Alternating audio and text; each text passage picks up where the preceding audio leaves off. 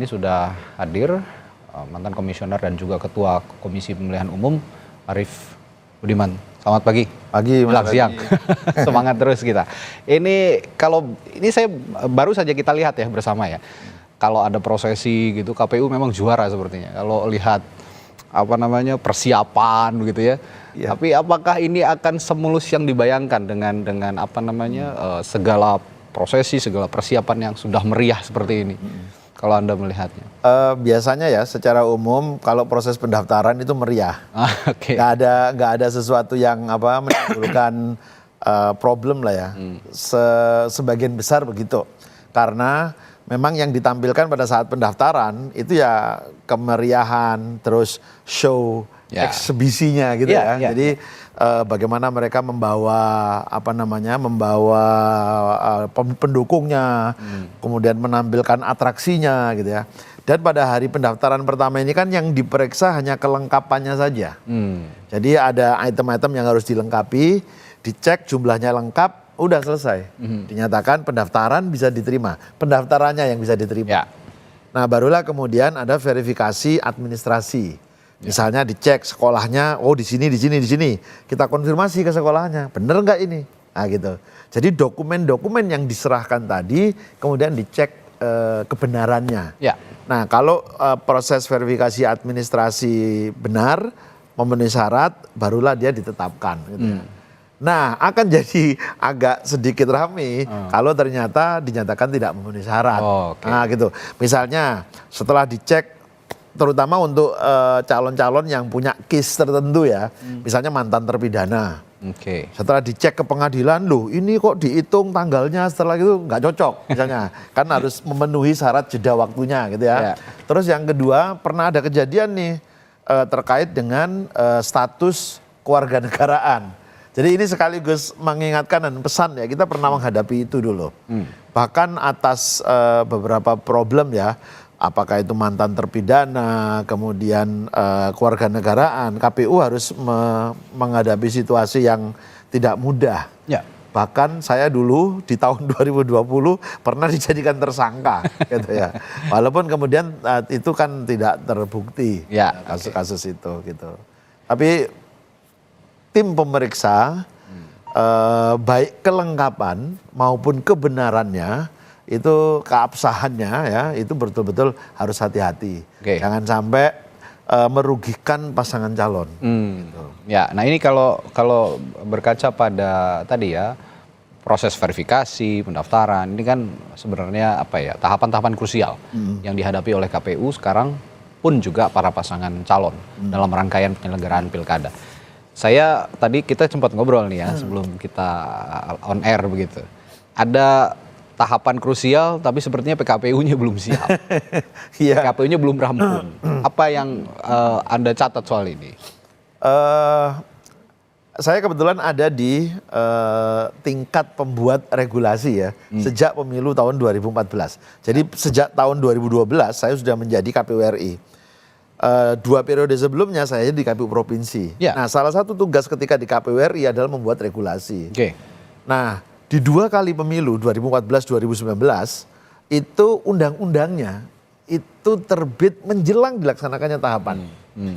Nah makanya menjelang saya berakhir masa jabatan saya di tahun 2022 kami membuat PKPU untuk penyelenggaraan pemilu 2024 draftnya itu sudah kami selesaikan sebelum kami pensiun. Harapan kami pengalaman-pengalaman sebelumnya itu tidak terjadi lagi. Artinya seluruh regulasi itu bisa diselesaikan sebelum tahapannya dimulai. Nah termasuk untuk pemilihan kepala daerah ya 2020.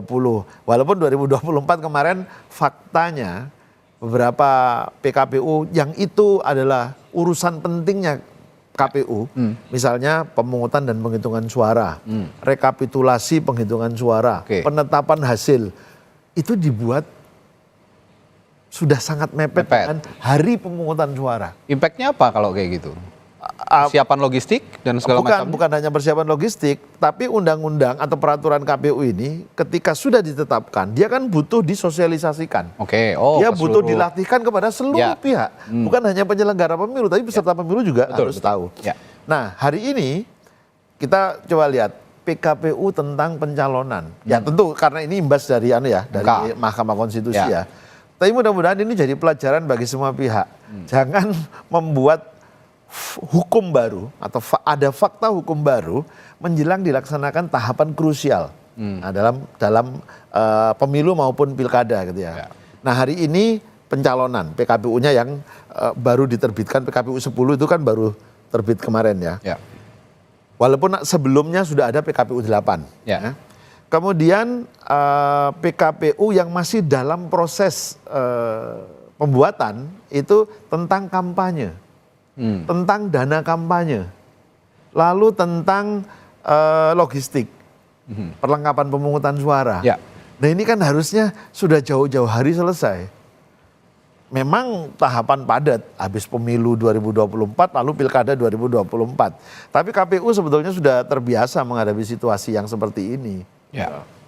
Nah ini yang mungkin jadi catatan penting kita ya. Jangan sampai juga karena terburu-buru lalu PKPU-nya tidak sempurna. Jadi soal dana kampanye lah taruh ya. Kita bicara satu persatu, kita bedah satu persatu. PKPU-nya ini mendadak begitu.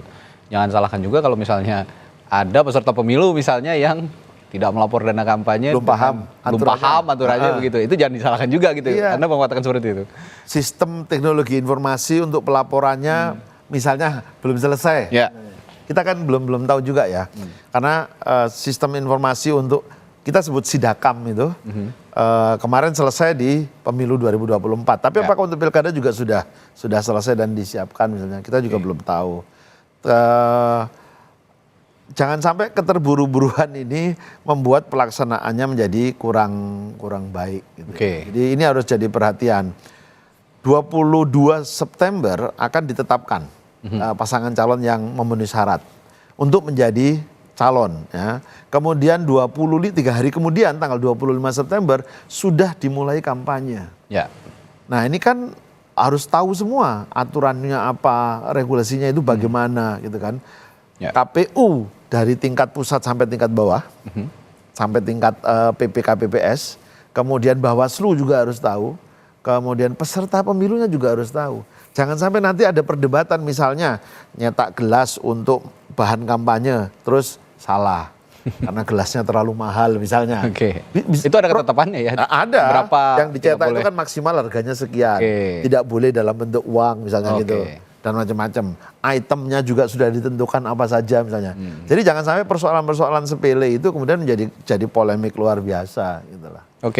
Lalu juga ada yang harus kita soroti juga soal PKPU kampanye, khusus teknis kampanye. Ini juga menarik ketika para peserta pemilu dalam hal ini adalah partai politik mengusung dan juga calon kepala daerah punya pemahaman yang begitu singkat mengenai tata cara kampanye. Misalnya tidak boleh kampanye di area ini, tidak boleh mengikut sertakan ini. Penggunaan media sosial. Apalagi itu. Nah, ini bagaimana kalau memang soal kampanye dalam rentang waktu yang 1 bulan mepet begitu, apa yang akan terjadi? Ya semua harus kerja ekstra ini nanti. Ya penyelenggara pemilunya, ya peserta pemilunya, ya pengawas itu nanti juga harus kerja ekstra karena mensosialisasikan, melatih apa yang dituliskan dalam peraturan itu juga bukan hal yang mudah kan. Karena kita harus sosialisasikan sampai bawah. Termasuk aparat penegak hukum yang nanti akan terlibat dalam proses penyelesaian perkara kalau ada perkara. Gitu. Nah, kalau bicara soal pendaftaran lah, kita hari ini kan melihat ada pendaftaran calon kepala daerah mulai dari 27 sampai 29. Kalau proses pendaftaran seperti ini biasanya akan memakan waktu verifikasi bagi para anggota KPU itu berapa lama, Mas Arief? Kalau sebagaimana tahapan yang sudah disusun ya oleh teman-teman KPU, jadi tanggal 27 sampai dengan tanggal 29 ini pendaftaran pasangan calon. Di mana pada hari terakhir tanggal 29 itu nanti pendaftaran akan berlangsung sampai pukul 00. Nah, kemudian tanggal 20, kalau sudah ada yang daftar tanggal 27, maka sejak tanggal 27 juga sudah mulai dilakukan penelitiannya. itu maksimal sampai dengan tanggal 21 September. Nah, lalu tanggal 22 September itu dilakukan penetapan pasangan calon. Nah, pada masa penelitian persyaratan itu nanti akan terbagi dengan perbaikan. Jadi kalau pada tahap pertama ini masih ada yang belum lengkap, bukan belum lengkap, belum memenuhi syarat gitu, maka dia diberi kesempatan 1 kali perbaikan. Oke. Gitu. Nah, yang paling krusial dalam tahapan verifikasi ini apa yang harus dicermati oleh KPU? Ya, ketelitian untuk memverifikasi setiap dokumen agar sesuai dengan faktanya. Termasuk dulu itu kan ada problem bukan salah menafsir, perbedaan menafsir menentukan jarak jeda 5 tahun misalnya. Oke. Bagi mantan terpidana. Oke. Kapan? Dia sudah bebas sekarang, padahal dia masih menjalani bebas bersyarat, misalnya belum bebas murni. Nah, itu.